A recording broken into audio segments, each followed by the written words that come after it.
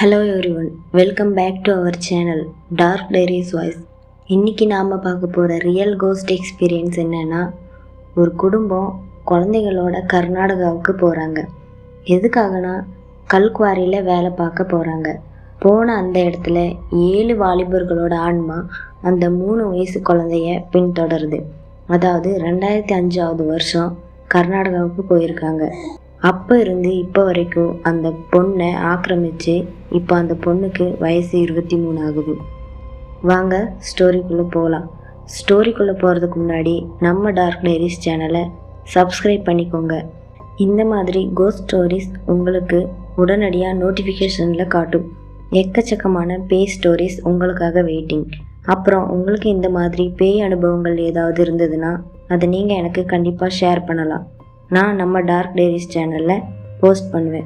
நம்ம இன்ஸ்டாகிராம் லிங்க்கை ஸ்டோரியோட டிஸ்கிரிப்ஷன்லேயும் ஃபர்ஸ்ட் கமெண்ட்லேயும் பின் பண்ணியிருக்கேன். ஃபாலோ பண்ணிவிட்டு உங்கள் ரியல் கோஸ்ட் எக்ஸ்பீரியன்ஸை எனக்கு ஷேர் பண்ணுங்கள். வாங்க ஸ்டோரியை ஃபுல்லாக கேட்கலாம். 2005 வருஷம் ஈரோடு மாவட்டத்தில் இருக்க ஒரு மலை கிராமத்தில் லட்சுமி ரவின்னு ஒரு தம்பதி இருக்காங்க. ரொம்ப வறுமையில் இருக்க ஒரு குடும்பங்க. ரவி இவருக்கு என்ன வேலைன்னு பார்த்தீங்கன்னா, கல்குவாரியில் போய் கல்லொடைச்சி லாரியில் லோடு ஏற்றி விடுறது தாங்க. அப்போ அந்த தம்பதியினருக்கு ஒரு பெண் குழந்தை ஒன்று பிறக்குது. லட்சுமி குழந்தைய பார்த்துட்டு வீட்லேயே தான் இருக்காங்க. ரவி மட்டும்தான் வேலை செஞ்சு ஏதோ தன்னால் முடிஞ்ச வருமானத்தை சம்பாதிச்சு குடும்பத்தை பார்த்துக்கிறாங்க. அப்போது அந்த குழந்தைக்கு ஒரு 3 வயசு இருக்கும். குழந்தைய கொஞ்சம் கொஞ்சமாக நடக்க பேச எல்லாம் ஆரம்பிச்சிட்டா. நாம் 2 பேருமே தங்கள் வேலைக்கு போகக்கூடாதுன்னு ஒரு முடிவு எடுக்கிறாங்க. என்னென்னா, கர்நாடகாவில் இருக்க ஒரு ஊரில் கல்குவாரி இருக்கிறதா. அந்த கல்குவாரியோட ஓனர் வேலைக்கு ஆளுங்க இருந்தால் வர சொல்லியிருக்காங்க. அட்வான்ஸ் கூட தரேன்னு சொல்லியிருக்காங்க. நம்ம கூட இன்னும் 4-5 குடும்பமும் போகிறதா இருக்காங்க. அவங்கெல்லாம் அட்வான்ஸ் வாங்கிட்டாங்க. நாமளும் போகலாமான்னு லட்சுமி கிட்ட கேட்டு பேசி முடிவு எடுக்கிறாங்க. ரவி அடுத்த நாளே ஓனர்கிட்ட போய் பேசி அட்வான்ஸையும் வாங்கிட்டு வராரு. அடுத்த வாரமே கர்நாடகாவுக்கு போகணும். இப்போது கிளம்ப வேண்டிய அந்த நாளும் வருது. ஓனர் ஒரு லாரியை வர சொல்லி அந்த 5 குடும்பத்தையும் ஏற்றிட்டு கர்நாடகாவுக்கு போகிறாரு. கர்நாடகாவுக்கு போனதும் ஓனரே சின்னதாக ஓலையில் ஒரு குடிசை மாதிரி ரெடி பண்ணி தந்துட்டாரு. அந்த 5 குடும்பமும் ஆளுக்கு ஒவ்வொரு ஓலை குடிசையில் தங்கிட்டாங்க. ரவியும் தன்னோட மனைவி மகள் 2 பேரையும் ஒரு ஓலை குடிசையில் கூட்டிகிட்டு போய் அங்கே அவங்க தங்க ஆரம்பித்தார். அவங்க வேலை என்னென்னா, விடிஞ்சதும் 4 மணிக்கே போய் கல்லொடைச்சி லோடு நிறச்சி 10 மணிக்குள்ளே லோடு அனுப்பி வைக்கணும். இப்படியே ஒரு வருஷம் அங்கேயே இருந்து வேலை பார்த்துருக்காங்க. அந்த குழந்தையும் இப்போ கொஞ்சம் கொஞ்சமாக வளர்ந்துருச்சு. இவங்களுக்கு தண்ணி வசதி அவ்வளோ இருக்கலை. இவங்க தங்கி இருக்கிற அந்த ஓலை குடிசையிலேருந்து 1.5 கிலோமீட்டர் தூரமாக போய், அதாவது ஒரு வயல்வெளி இருக்குது, அங்கே ஒரு பாலடைஞ்ச கிணறு ஒன்று இருக்குது. அந்த கிணத்துல போய் தண்ணி எடுத்துகிட்டு வரணுங்க. அந்த கிணறு முழுசாக புதரண்டி போய் ரொம்ப பயங்கரமாக பாலடைஞ்சு ஆழமாக இருந்தது. பொதுவாக அந்த ஊர் மக்கள் எல்லாம் அந்த கிணத்து பக்கம் யாருமே போக மாட்டாங்க. இந்த 5 குடும்பம் மட்டும்தான் வேறு வழி இல்லாமல் அந்த தண்ணியை உபயோகப்படுத்திட்டு இருந்தாங்க. இதை அப்படியே பாஸ் பண்ணி வைங்க. இப்போது சரியாக 2024 வருஷம் ரவி, லட்சுமி, அப்புறம் அவங்களோட பொண்ணு. அந்த பொண்ணோட பேர் சொல்ல வேண்டாம்னு சொல்லியிருக்காங்க, அதனால் சொல்ல வேண்டாம். படித்து முடிச்சுட்டு வீட்டில் தான் இருக்காங்க. இவங்க படித்ததுக்கு ஏற்ற வேலை கிடைக்கல, அதனால் வீட்டில் தான் இருந்தாங்க. அந்த பொண்ணுக்கு வீட்டில் வரன் பார்க்கவும் ஆரம்பித்தாங்க. அப்போ தான் ரவியோட பொண்ணுக்கு எதிர்பார்க்க முடியாத சில சம்பவம் எல்லாம் நடக்க ஆரம்பிச்சுது. என்னென்னா, அடிக்கடி உடம்பு சரியில்லாமல் போகிறது, ஒரு மாதிரியாக தனியாக பேசுகிறது, இப்படியேன்னு போயிட்டு இருந்துச்சு. அவங்களோட பொண்ணுக்கு ஒரு நல்ல வரனும் கிடைச்சது. நல்லபடியாக கல்யாணமும் முடிச்சிட்டாங்க. ஆனால் அந்த கல்யாணம் முடிஞ்சதுக்கப்புறம் முதல் இரவுக்கு ஏற்பாடெல்லாம் ஒரு பக்கம் நடந்துட்டு இருந்தது. அந்த நேரத்தில் அந்த பொண்ணு, அதாவது திருமணமாக இருக்குல்ல அந்த கல்யாண பொண்ணு, அவங்க போட்டிருந்த புடவையெல்லாம் கிழிச்சிட்டு ஒரு மாதிரியாக கத்திட்டு ஓட பார்க்குறாங்க. ஒரு மாதிரியாக பைத்தியம் மாதிரி நடந்துக்கிறாங்க. உடனே அங்கே இருந்த எல்லாருமே பிடிச்சி தடுத்து நிறுத்த பார்க்குறாங்க. அங்கே ஒரு 12-13 ஆண்கள் இருப்பாங்க. அவங்க எல்லாம் டைட்டாக பிடிச்சிட்டு இருக்கும்போது அவங்களையெல்லாம் தள்ளி விட்டுட்டு கெட்ட கெட்ட வார்த்தையில் திட்டுறாங்க அந்த பொண்ணு. அதுவும் ஒரு வித ஆண்களோட வாய்ஸில், அதுவும் புரியாத ஒரு பாஷை, கன்னடத்தில். இதை பார்த்து அங்கே இருந்த எல்லாருமே பயந்து விலகி நின்றுட்டாங்க. ஆனால் ஒருத்தர் மட்டும் தைரியமாக அந்த பொண்ணு பக்கத்தில் நடந்து வராரு. யாருன்னா அந்த பொண்ணோட பெரியப்பா. அந்த பெரியப்பா ஐயனார் கோயிலோட பூசாரியாக இருக்காங்க. கையில் கொஞ்சம் விபூதி எடுத்துட்டு அந்த பொண்ணு பக்கத்தில் கொஞ்சம் கொஞ்சமாக நெருங்கி வராரு. இதை பார்த்து அந்த பொண்ணு, வேண்டாம் வேண்டாம், நீ என் பக்கத்தில் வராத, நீ வந்தா நாங்கள் எல்லாரும் இவளை கொன்னுடுவோன்னு பலவிதமாக பல குரலில் கத்துது. ஆனாலும் பெரியப்பா கொஞ்சம் கூட பயம் இல்லாமல் அந்த பொண்ணு மேலே விபூதியை தூவி விடுறாரு. தூவி விட்ட உடனே அந்த பொண்ணு உடம்புல இருந்து 1 2 இல்லைங்க 7 கருப்பான உருவங்கள் விலகி கத்திட்டு போகுது. இதை பார்த்து அவங்க வீட்டில் இருந்த சொந்தக்காரங்க எல்லாம் நடுங்கி போகிறாங்க. ஏன் மாப்பிள்ளை கூட பயப்படுறாரு அந்த பொண்ணை பார்த்து. பெரியப்பா உடனே ஒரு காரை வர சொல்லி அந்த பொண்ணு வண்டியில் உட்கார வச்சு ரவி, அவங்க மனைவி, பெரியப்பா, அப்புறம் மாப்பிள்ளை எல்லாரும் இப்போ எங்கே போகிறாங்கன்னா பெரியப்பா பூசாரியாக இருக்க அந்த முனீஸ்வரர் கோயிலுக்கு கூட்டிகிட்டு போகிறாங்க. அப்படி காரில் கூட்டிகிட்டு போகும்போது பல தடங்கலுங்க. அந்த ராத்திரி நேரத்தில் தான் போயிட்டுருக்காங்க. இவங்க வீட்டுக்கும் கோவிலுக்கும் இடைப்பட்ட தூரம் சுமார் 30 கிலோமீட்டர் இருக்கும். அப்படி போகும்போது ரோட்டுக்கு நடுவில் யாரும் நின்று வழிமறிக்கிற மாதிரி இருக்குது. பெரியப்பா தான் கார் ஓட்டிகிட்டு இருக்காரு.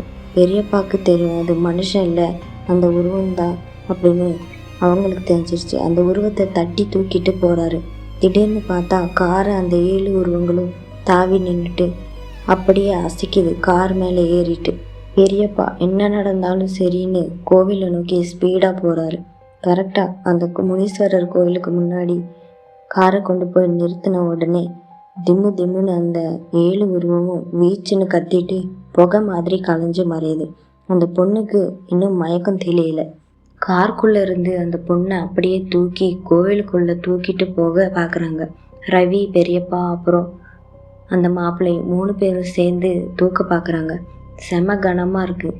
பெரியப்பா உடனே முனீஸ்வரர் கையில் இருக்க அந்த பெரிய அருவாளை எடுத்துகிட்டு வந்து பொண்ணு கையில் பிடிச்சி கொடுத்த உடனே தாங்க ஈஸியாக உள்ளே கூட்டிகிட்டு போக முடிஞ்சது. பெரியப்பாவும் பூஜையெல்லாம் பண்ணி முடிச்சுட்டு அந்த 7 ஆன்மாக்களையும் வர வைக்கிறாரு.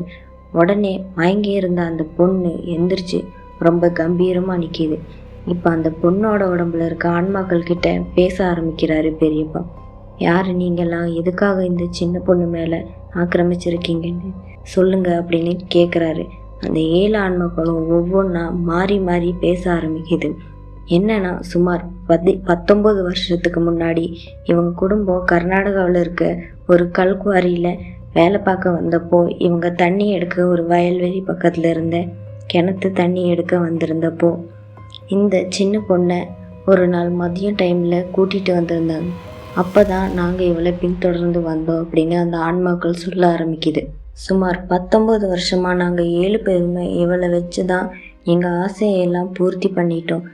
அதாவது என்ன சொல்லுதுன்னா, அந்த ஆன்மாக்கள் அந்த பொண்ணை மனதளவுலையும் சரி உடல் அளவுலையும் சரி யூஸ் பண்ணிக்கிட்டு தான் கோவில் பூசாரியான பெரியப்பா கிட்ட அந்த ஆன்மாக்கள் சொல்லுது.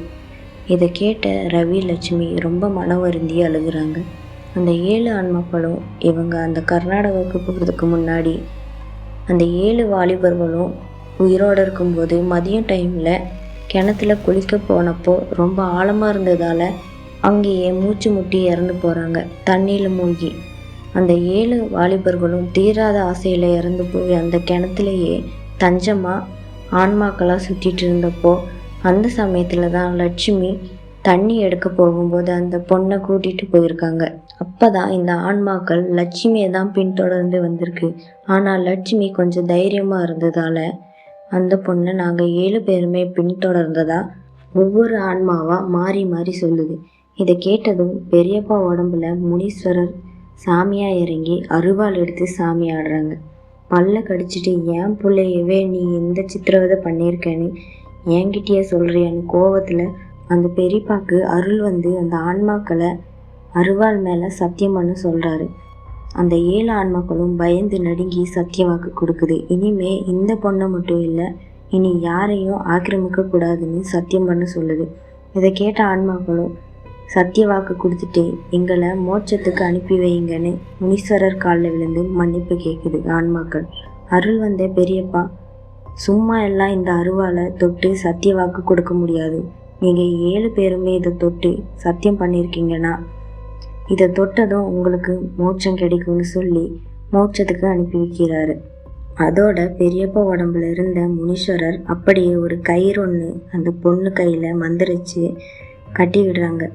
3 மாதத்துக்கு இதை கழட்டக்கூடாதுன்னு. இந்த தாயத்தை 3 மாதத்துக்கு அந்த பொண்ணு கையிலேருந்து கழட்டவே இல்லை. அதுக்கப்புறம் இப்போ வரைக்கும் ஒரு ஆண் குழந்தையோட அந்த பொண்ணு ரொம்ப சந்தோஷமாக இருக்காங்க. இந்த இன்சிடெண்ட் நடந்ததுக்கப்புறம் வருஷம் ரவி குடும்பத்தோட அந்த கோவிலுக்கு போயிட்டு கிடாய் வெட்டி விருந்து வைப்பாங்க அப்படின்னு இந்த ஸ்டோரியை நமக்கு சொல்லி முடிச்சிருக்காங்க அந்த பொண்ணோட கணவர். இந்த இன்சிடெண்ட் தாங்க என் மனைவிக்கு நடந்துச்சுன்னு ரொம்ப வருத்தத்தோட சொல்லி முடிச்சிருக்காரு. அவருக்கு ஒரு நன்றியோட இந்த ஸ்டோரியை முடிச்சுக்கலாம். அவ்வளோதாங்க. இந்த ஸ்டோரி உங்களுக்கு பிடிச்சிருந்தா நம்ம சேனலை சப்ஸ்கிரைப் பண்ணிவிட்டு உங்கள் கமெண்ட்ஸ் என்னென்னு கமெண்ட் பாக்ஸில் கமெண்ட் பண்ணிவிட்டு உங்கள் ஃப்ரெண்ட்ஸ் அண்ட் ஃபேமிலிக்கு ஷேர் பண்ணுங்கள். சப்ஸ்கிரைப் பண்ணாதான் நான் போடுற ரியல் கோஸ்ட் எக்ஸ்பீரியன்ஸ் அடுத்தடுத்து தான் உங்களை தேடி வரும். மறக்காமல் சப்ஸ்கிரைப் பண்ணிக்கோங்க. நன்றி.